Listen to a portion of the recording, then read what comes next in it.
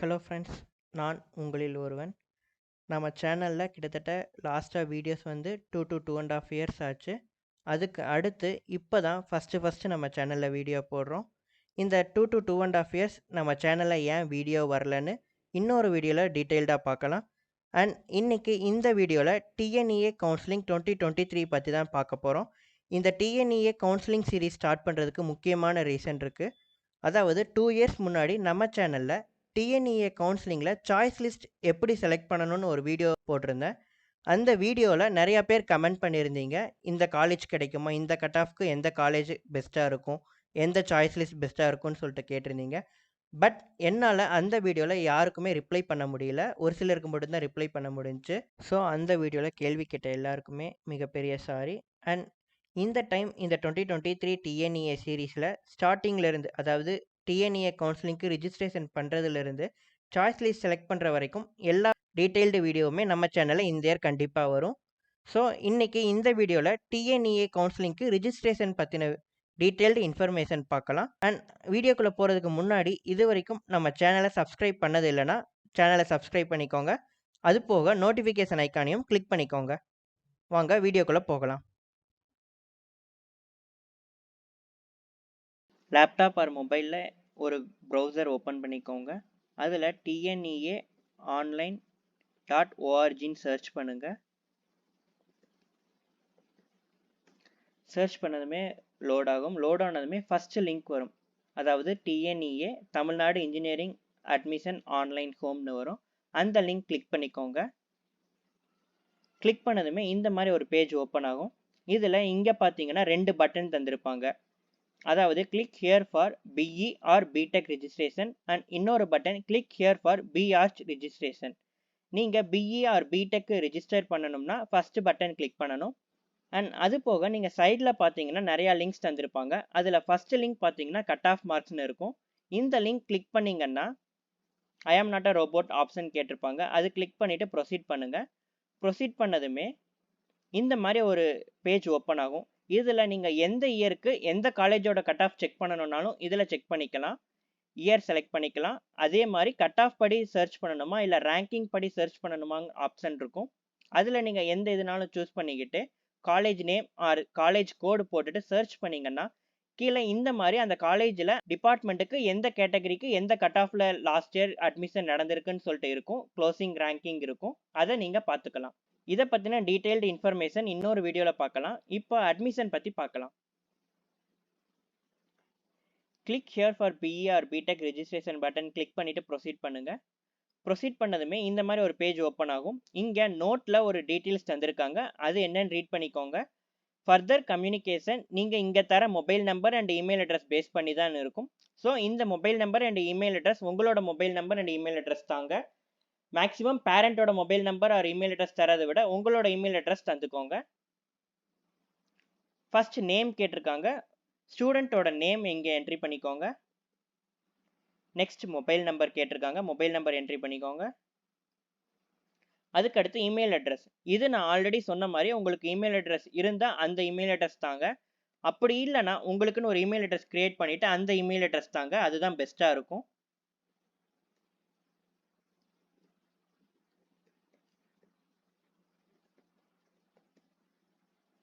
Next அந்த email address again entry பண்ண சொல்லியிருக்காங்க.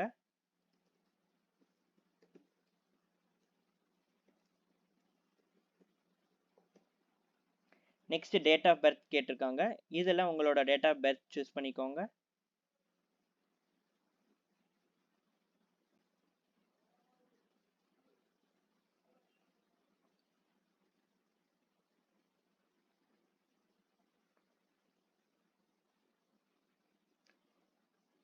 நெக்ஸ்ட் நீங்கள் +1 பாஸ் பண்ணியிருக்கீங்களான்னு கேட்டிருக்காங்க. பை டிஃபால்ட் எஸ்ல இருக்குது. ஸோ அதை அப்படியே விட்டுருங்க.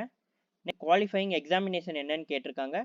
தமிழ்நாடு ஸ்டேட் போர்டாக இருந்தால் ஹெச்எஸ்சி சூஸ் பண்ணிக்கோங்க. சிபிஎஸ்சியாக இருந்தால் சிபிஎஸ்சி, ஐசிஎஸ்சியாக இருந்தால் ஐசிஎஸ்சி, அப்படி இல்லை வேறு ஏதாச்சும் போர்ட் ஆஃப் எக்ஸாமினேஷனாக இருந்தால் அதர்ஸ் சூஸ் பண்ணிவிட்டு அந்த போர்ட் ஆஃப் எக்ஸாமினேஷன் தந்துக்கோங்க. ஸோ ஹெச்எஸ்சி நான் அப்படியே சூஸ் பண்ணிக்கிறேன்.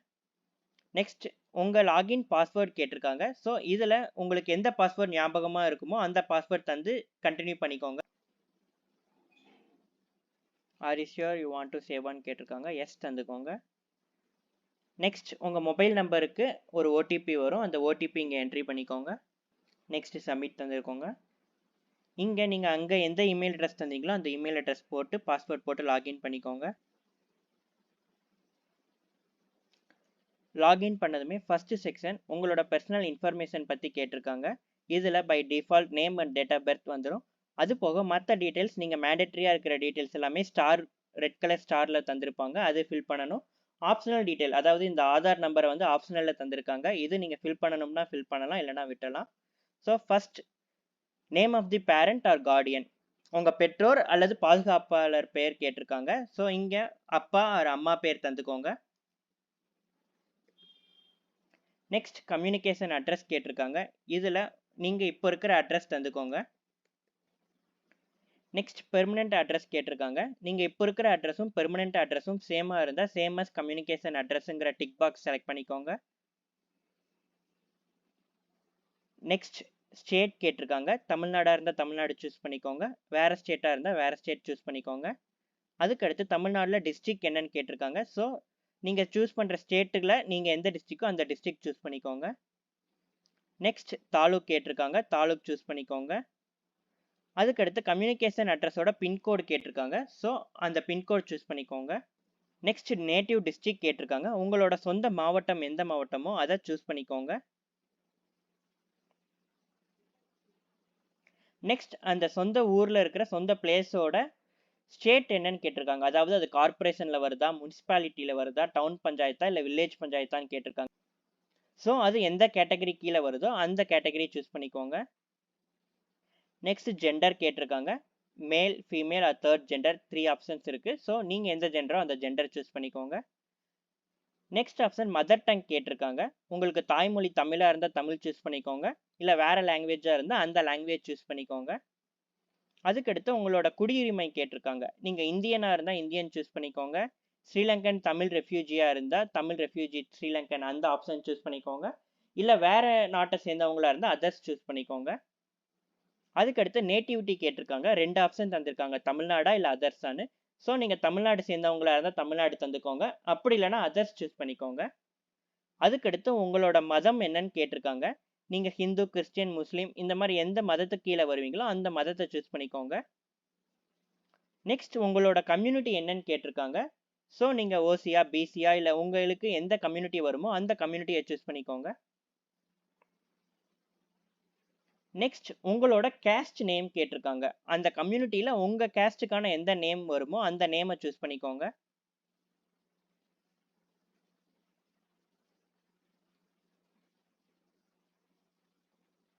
நெக்ஸ்ட் நான் முன்னாடியே சொன்ன மாதிரி ஆதார் நம்பர் கேட்டிருக்காங்க. இது ஆப்ஷனல் தான், வேணும்னா தந்துக்கோங்க. அப்படி இல்லைனா சேவ் அண்ட் கண்டினியூ தந்துக்கோங்க. இங்கே நெக்ஸ்ட் செக்ஷனில் 4 கேள்வி கேட்டிருக்காங்க. ஸ்பெஷல் ரிசர்வேஷனுக்காக கேட்டிருக்காங்க. அதில் ஃபஸ்ட்டு கொஸ்டின், நீங்கள் ஸ்போர்ட்ஸ் கோட்டாவில் அப்ளை பண்ணுறீங்களான்னு சொல்லிட்டு கேட்டிருக்காங்க. நீங்கள் ஒரு sports player and district national லெவலுக்காக விளையாடி இருக்கீங்க அண்ட் ஸ்போர்ட்ஸ் கோட்டாவில் காலேஜில் அட்மிஷன் கிடைக்கணும்னு நினைக்கிறீங்கன்னா நீங்கள் இதில் எஸ் தந்துக்கோங்க. பிகாஸ் ஸ்போர்ட்ஸ் பர்சனுக்கு தனியாக ஒரு கவுன்சிலிங் கண்டக்ட் பண்ணுவாங்க. அதுக்கடுத்து எக்ஸ் சர்வீஸ்மேன் கோட்டா படி நீங்கள் என்ட்ரி ஆகணும்னு நினைக்கிறீங்கன்னா எக்ஸ் சர்வீஸ்மேன் கோட்டா ஆப்ஷன் கேட்டிருக்காங்க. அது என்ட்ரி எஸ் ஆர் நோ தந்துக்கோங்க. அதுக்கடுத்து நீங்கள் மாற்றுத்திறனாளியான்னு கேட்டிருக்காங்க. நீங்கள் மாற்றுத்திறனாளியாக இருந்தால் எஸ் தந்துக்கோங்க. அப்படி இல்லைனா நோன் இருக்குது, அதை அப்படியே விட்டுருங்க. அதுக்கடுத்து இதுதான் முக்கியமான கொஸ்டின், 4th கொஸ்டின், நீங்கள் எந்த சென்டரில் போய் உங்களோட சர்டிஃபிகேட்ஸ் எல்லாமே வெரிஃபை பண்ணணும்னு விரும்புகிறீங்கன்னு சொல்லிட்டு கேட்டிருக்காங்க. இந்த சென்டர் நீங்கள் உங்கள் வீட்டுக்கு பக்கத்தில் இருக்கிற சென்டர் எதுனாலும் சூஸ் பண்ணிக்கலாம். இந்த கேள்விக்கெல்லாம் ஆன்சர் பண்ணதுக்கு அடுத்து சேவ் அண்ட் கண்டினியூ தாங்க. நெக்ஸ்ட் ஸ்காலர்ஷிப்காக ஒரு செக்ஷன் வச்சுருக்காங்க. இங்கே உங்கள் பேரண்ட்டோட ஆக்குபேஷன் என்னன்னு கேட்டிருக்காங்க. உங்கள் பேரண்ட் எந்த வேலை பார்க்குறாங்களோ அந்த இதை சூஸ் பண்ணிக்கோங்க. Employee state government R central government employee இருந்தால் அந்த ஆப்ஷன் சூஸ் பண்ணிக்கோங்க. விவசாயம் பார்க்குறாங்கன்னா அக்ரிகல்ச்சர் சூஸ் பண்ணிக்கோங்க.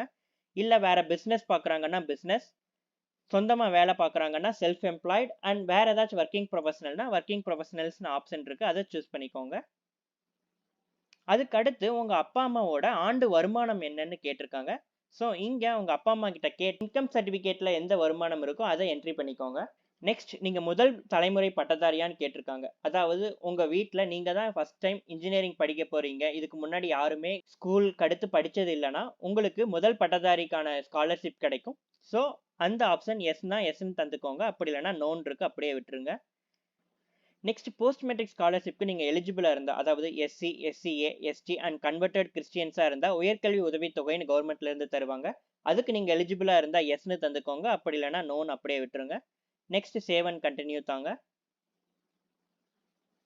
நெக்ஸ்ட் இதுதான் அனதர் இம்பார்ட்டன்ட் செக்ஷன். இங்க உங்க ஸ்கூல் பத்தின மொத்த டீடைல்ஸும் கேட்டிருக்காங்க. நெக்ஸ்ட் உங்க ஸ்கூலோட கேட்டகரி என்னன்னு கேட்டிருக்காங்க. இங்க state government, central government, government aided and private 4 section இருக்கு. ஸோ இதுல உங்க ஸ்கூல் எந்த கேட்டகரி கீழே வருமோ அந்த கேட்டகரி சூஸ் பண்ணிக்கோங்க.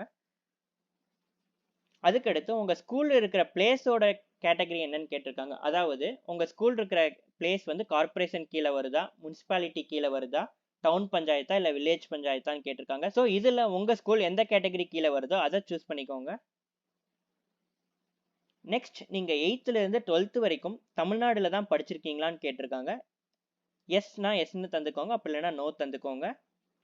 அதுக்கடுத்து நீங்க 6th இருந்து 8th வரைக்கும் பிரைவேட் ஸ்கூல்லையும், அதுக்கு அடுத்து 9th இருந்து 12th வரைக்கும் கவர்மெண்ட் ஸ்கூல்லையும் படிச்சிருக்கீங்களான்னு கேட்டிருக்காங்க. இந்த இது உங்களுக்கு அப்ளை ஆகும்னா எஸ்ன்னு தந்துக்கோங்க. அப்படி இல்லைன்னா நோன்னு தந்துக்கோங்க. அதுக்கு அடுத்த ஆப்ஷனா நீங்க 6th இருந்து 12th வரைக்குமே கவர்மெண்ட் ஸ்கூல்ல தான் படிச்சிருக்கீங்களான்னு கேட்டிருக்காங்க. எஸ்னா எஸ் தந்துக்கோங்க. இல்லைன்னா நோன்னு இருக்கு. அதை அப்படியே விட்டுருங்க. நெக்ஸ்ட் 6th இருந்து 12th வரைக்கும் ஸ்கூலுக்கான எல்லா டீட்டெயில்ஸுமே கேட்டிருக்காங்க. நீங்க படிச்ச ஸ்டேட், டிஸ்ட்ரிக்ட் அண்ட் எந்த block, name of the school and school type எல்லாமே கேட்டிருக்காங்க. இங்க நீங்க நேம் ஆஃப் தி ஸ்கூல் கீழே பார்த்தீங்கன்னா ஒரு ஆப்ஷன் டிக் பாக்ஸ் தந்திருப்பாங்க. அதாவது 6th இருந்து 12th வரைக்குமே ஒரே ஸ்கூல்ல தான் நீங்க படிச்சிருக்கீங்கன்னா இந்த டிக் பாக்ஸ் நீங்க செலக்ட் பண்ணிக்கலாம். இது மூலமா நீங்க ஒவ்வொரு ஸ்டாண்டர்டுக்கும் போய் ஸ்கூல் அண்ட் எல்லா டீட்டெயில்ஸும் ஃபில் பண்றது வந்து மிச்சமாகும். ஸ்கூலோட டிஸ்ட்ரிக்ட் செலக்ட் பண்ணிக்கோங்க. நெக்ஸ்ட் அது எந்த பிளாக் கீழே வருதுன்னு சொல்லிட்டு செலக்ட் பண்ணிக்கோங்க. Next name of the school select பண்ணிக்கோங்க. நெக்ஸ்ட் அந்த ஸ்கூல் கவர்மெண்ட் ஸ்கூலா இல்லை எந்த டைப்புக்கு கீழே வருதோ அந்த இதை செலக்ட் பண்ணிக்கோங்க. ஸோ நீங்கள் இந்த டிக் பாக்ஸ் செலக்ட் பண்ணியிருந்தீங்கன்னா ஒரு ஸ்டாண்டர்டுக்கு செலக்ட் பண்ணாலே அது எல்லா ஸ்டாண்டர்டுக்குமே அப்ளை ஆகிருக்கும். ஸோ இது எல்லாமே செக் பண்ணிவிட்டு சேவ் அண்ட் கண்டினியூ தந்துக்கோங்க. நெக்ஸ்ட் அகாடமிக் இன்ஃபர்மேஷன் பற்றி கேட்டிருக்காங்க. இதில் நீங்கள் ஸ்டேட் போர்டாக இருந்தால் ஹெச்எஸ்சி டிஃபால்ட்டாக இருக்குது, அது அப்படியே விட்டுருங்க. அப்படி இல்லை நீங்கள் சிபிஎஸ்சி, ஐசிஎஸ்சி அதுவும் இல்லாமல் வேறு மீடியமாக இருந்தால் அதர்ஸ் ஆப்ஷன் இருக்குது. ஸோ இதில் உங்களுக்கு எது கரெக்டாக வருமோ அதை செலக்ட் பண்ணிக்கோங்க. அதுக்கடுத்து name of the board of examination கேட்டிருக்காங்க. ஹெச்எஸ்சிங்கிறனால Tamil Nadu board of higher secondary education by default அப்படியே செலக்ட் ஆகிருக்கு. அதுக்கடுத்து உங்களோட பெர்மனன்ட் ரெஜிஸ்ட்ரேஷன் நம்பர் கேட்டிருக்காங்க. இந்த நம்பர் உங்களோட மார்க் ஷீட், அதாவது 11th mark sheet or 12th mark check பண்ணுறப்போ இந்த ரெஜிஸ்ட்ரேஷன் நம்பர் நீங்கள் யூஸ் பண்ணியிருப்பீங்க, பெர்மனன்ட் ரெஜிஸ்ட்ரேஷன் நம்பர். அந்த நம்பர் உங்களுக்கு தெரியும்னா இங்கே என்ட்ரி பண்ணிக்கோங்க. மேண்டேட்ரி கிடையாது, ஆப்ஷனல் தான். அதுக்கடுத்து உங்களோட ஹெச்எஸ்சி ரோல் நம்பர் கேட்டிருக்காங்க. ஸோ உங்களோட ரோல் நம்பர் மார்க் ஷீட் பார்த்தா தெரியும். அந்த மார்க் ஷீட்டில் இருக்கிற ரோல் நம்பர் தந்துக்கோங்க. நெக்ஸ்ட் நீங்கள் எக்ஸாம் எந்த இயர் கிளியர் பண்ணியிருக்கீங்கன்னு கேட்டிருக்காங்க. 2023 இருந்தால் 2023 செலக்ட் பண்ணிக்கோங்க. இல்லை ப்ரீவியஸ் இயராக இருந்தால் அந்த இயர் செலக்ட் பண்ணிக்கோங்க. அதுக்கடுத்து நீங்கள் ஹெச்எஸ்சி குரூப் வந்து எந்த இதில் படிச்சீங்க, ஒகேஷ்னலில் படிச்சீங்களா இல்லை அகாடமிக்கில் படிச்சீங்களான்னு சொல்லிட்டு கேட்டிருக்காங்க. ரெகுலராக ஸ்கூல் போய் கம்ப்ளீட் பண்ணியிருந்தீங்கன்னா அகாடமிக் செலக்ட் பண்ணிக்கோங்க. நெக்ஸ்ட் நீங்கள் 12th எக்ஸாம் எழுதின குரூப் கோட் கேட்டிருக்காங்க. இந்த ட்ராப் டவுன் செலக்ட் பண்ணி அதில் உங்கள் குரூப் எந்த குரூப்போ அது கரெக்டாக செலக்ட் பண்ணிக்கோங்க. அதுக்கடுத்து நீங்கள் தமிழ் மீடியமில் படிச்சிருக்கீங்களா இல்லை இங்கிலீஷ் மீடியமில் படிச்சிருக்கீங்களான்னு கேட்டிருக்காங்க. ஸோ தமிழ் மீடியம்னா தமிழ், அப்படி இல்லைனா இங்கிலீஷ் செலக்ட் பண்ணிக்கோங்க. அது போக அதர் ஆப்ஷன்ஸும் இருக்குது, ஸோ அதுவும் பார்த்து செலக்ட் பண்ணிக்கோங்க. நெக்ஸ்ட் 10th நீங்கள் எழுதின எக்ஸாமினேஷன் போர்டோட ஹையஸ்ட் மார்க் என்னன்னு சொல்லிட்டு கேட்டிருக்காங்க. அதாவது தமிழ்நாடு போர்டில் நீங்கள் எழுதியிருந்தீங்கன்னா 500 தான் ஹையஸ்ட் மார்க்காக இருக்கும். ஸோ 500னா 500 சூஸ் பண்ணிக்கோங்க. அப்படி இல்லை வேறு சிபிஎஸ்சி இல்லை அதர் போர்டாக இருந்தால் அந்த போர்டுக்கு எது ஹையஸ்ட் மார்க்கோ அது இங்கே தந்துக்கோங்க. அண்ட் 2023 பாஸ் அவுட் ஆனவங்களுக்கு தமிழ்நாடு ஸ்டேட் போர்டில் 10th வந்து எக்ஸாம்ஸ் மார்க் எதுவுமே சொல்லியிருக்க மாட்டாங்க, பாஸ் ஆர் ஃபெயில்டு மட்டும்தான் சொல்லியிருப்பாங்க. ஸோ நீங்கள் இங்கே எந்த மார்க்குமே தர தேவையில்லை, பிகாஸ் இது ஆப்ஷனல் தான். நீங்கள் இந்த 2 கொஸ்டினுமே ஸ்கிப் பண்ணிடலாம். அதாவது ஹையஸ்ட் மார்க் என்னங்கிற கொஸ்டினும் ஸ்கிப் பண்ணிடலாம். நெக்ஸ்ட் நீங்கள் வாங்கின மார்க் என்னன்னு கேட்டிருப்பாங்க, அந்த இதுவும் நீங்கள் ஸ்கிப் பண்ணிடலாம். எக்ஸாம்ஸ் எழுதி உங்களுக்கு மார்க் தெரியும்னா இந்த 2 கொஸ்டினுமே ஃபில் பண்ணிக்கோங்க. அதுக்கடுத்து நீங்கள் நீட் எக்ஸாமுக்கு அப்ளை பண்ணியிருக்கீங்களான்னு கேட்டிருக்காங்க. எஸ்னா எஸ் தந்துக்கோங்க, அப்படி இல்லைனா நோ தந்துக்கோங்க. அதுக்கு அடுத்த கொஸ்டின் நீங்க ஜேஇஇ எக்ஸாம்க்கு அப்ளை பண்ணியிருக்கீங்களான்னு கேட்டிருக்காங்க. அதாவது ஜாயிண்ட் என்ட்ரன்ஸ் எக்ஸாமினேஷன். இந்த எக்ஸாம்ஸ் வந்து இன்ஜினியரிங்ல ஐஐடி ஆர் என்ஐடி போறதுக்காக எழுதுவாங்க. நீங்க அந்த எக்ஸாம்க்கு அப்ளை பண்ணியிருக்கீங்கன்னா எஸ் தந்துக்கோங்க. அப்படி இல்லைன்னா நோ தந்துக்கோங்க. நெக்ஸ்ட் உங்களோட இஎம்ஐஎஸ் நம்பர் கேட்டிருக்காங்க. இந்த நம்பர் உங்க ஸ்கூல்ல கேட்டாலே சொல்லுவாங்க. உங்களுக்கு தெரியும்னா என்ட்ரி பண்ணுங்க. அப்படி இல்லைன்னா உங்க ஸ்கூல்ல உங்களுக்கான இஎம்ஐஎஸ் நம்பர் என்னன்னு சொல்லிட்டு வாங்கிட்டு அதை இங்க என்ட்ரி பண்ணிக்கோங்க. நெக்ஸ்ட் கம்யூனிட்டி சர்டிஃபிகேட் நம்பர் கேட்டிருக்காங்க. இங்க உங்களோட கம்யூனிட்டி சர்டிஃபிகேட்ல எந்த நம்பர் இருக்கோ அந்த சர்டிஃபிகேட் நம்பர் இங்க என்ட்ரி பண்ணிக்கோங்க. அது போக ஆப்ஷனலா உங்களுக்கு நேட்டிவிட்டி சர்டிஃபிகேட் அப்ளிகபிள் ஆகும்னா அந்த நேட்டிவிட்டி சர்டிஃபிகேட் நம்பரும் என்ட்ரி பண்ணிக்கோங்க. இதுல எல்லா டீடைல்ஸும் தந்ததுக்கு அடுத்து சேவ் அண்ட் கண்டினியூ பண்ணுங்க. Next section preview section. இங்க நீங்க பர்சனல் இன்ஃபர்மேஷன்ல இருந்து அகாடமிக் இன்ஃபர்மேஷன் வரைக்கும் நீங்க என்ட்ரி பண்ண எல்லா டீடைல்ஸும் வெரிஃபை பண்ணிக்கலாம். இதை கவனமா டைம் எடுத்து வெரிஃபை பண்ணிக்கோங்க. பிகாஸ் ஒன்ஸ் நீங்க continue to Pay option click பண்ணிட்டீங்கன்னா இதுல எந்த டீடைலுமே உங்களால அடுத்து சேஞ்ச் பண்ண முடியாது. ஸோ நீங்க இதை கவனமா டைம் எடுத்து செக் பண்ணிக்கோங்க.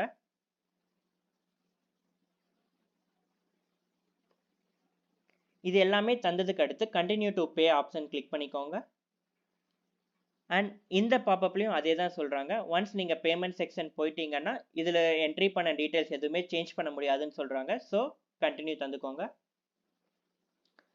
ரிஜிஸ்ட்ரேஷன் ஃபீஸை 500 சொல்லியிருக்காங்க. அது போக ஒன்ஸ் பேமெண்ட் பண்ணிட்டீங்கன்னா திரும்ப ரீஃபண்ட் கிடையாதுன்னு சொல்லியிருக்காங்க.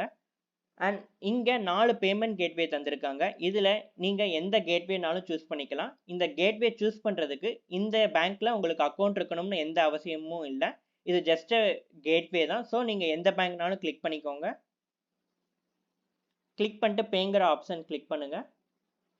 கிளிக் பண்ணா இந்த மாதிரி ஒரு பேஜ் ஓப்பன் ஆகும். இங்க நீங்க எது மூலமா பே பண்ண நினைக்கிறீங்கன்னு சொல்லிட்டு கேட்டிருக்காங்க. செஷன் டைமும் 15 மினிட்ஸ் தான் தந்திருக்காங்க. ஹெச்டிஎஃப்சி பேங்க் கிரெடிட் கார்டா, டெபிட் கார்டா, இல்லை வேற பேங்க்கோட கிரெடிட் கார்டு, வேற பேங்க்கோட டெபிட் கார்டு, இல்லை நெட் பேங்கிங்கில் பே பண்ண போறீங்களா, யூபிஐயில் பேமெண்ட் பண்ண போறீங்களா, இல்லை ஸ்கேன் அண்ட் பே ஆப்ஷன் இருக்கு. ஸோ இதில் உங்களுக்கு எந்த பேமெண்ட்டில் நீங்கள் பேமெண்ட் பண்ண நினைக்கிறீங்களோ அந்த ஆப்ஷன் செலக்ட் பண்ணிக்கோங்க. ஒன்ஸ் நீங்கள் பேமெண்ட் கம்ப்ளீட் பண்ணிட்டீங்கன்னா இங்கே ரைட் கார்னரில் ஒரு ஐக்கான் இருக்கும். அது கிளிக் பண்ணிங்கன்னா மை ப்ரொஃபைல் ஆப்ஷன் இருக்கும். அதில் மை ப்ரொஃபைல் ஆப்ஷன் கிளிக் பண்ணிவிட்டு மை டிரான்சாக்ஷன் போய் பார்த்தீங்கன்னா இங்கே பேமெண்ட் சக்ஸஸ்ஃபுல்லாக இருந்தால் இங்கே அப்டேட் ஆயிரும். ஸோ அதை வச்சு உங்கள் பேமெண்ட் சக்ஸஸ் ஆயிடுச்சுன்னு சொல்லிட்டு நீங்கள் வெரிஃபை பண்ணி ஒன்ஸ் நீங்கள் பேமெண்ட் எல்லாம் கன்ஃபார்ம் பண்ணிட்டீங்கன்னா இங்கே லாஸ்ட்டாக ஜென்ரேட் ரிப்போர்ட் ஆப்ஷன் இருக்குது. ஸோ அது ஆட்டோமேட்டிக்காக அந்த பேஜுக்கு போகும். அங்கே நீங்கள் என்ட்ரி பண்ண டீட்டெயில்ஸ் எல்லாமே அண்ட் பேமெண்ட் பண்ணதுக்கான ப்ரூஃபையும் நீங்கள் ரிப்போர்ட்டை டவுன்லோட் பண்ணிக்கலாம். ஸோ அதை நீங்கள் பத்திரமா வச்சுக்கோங்க.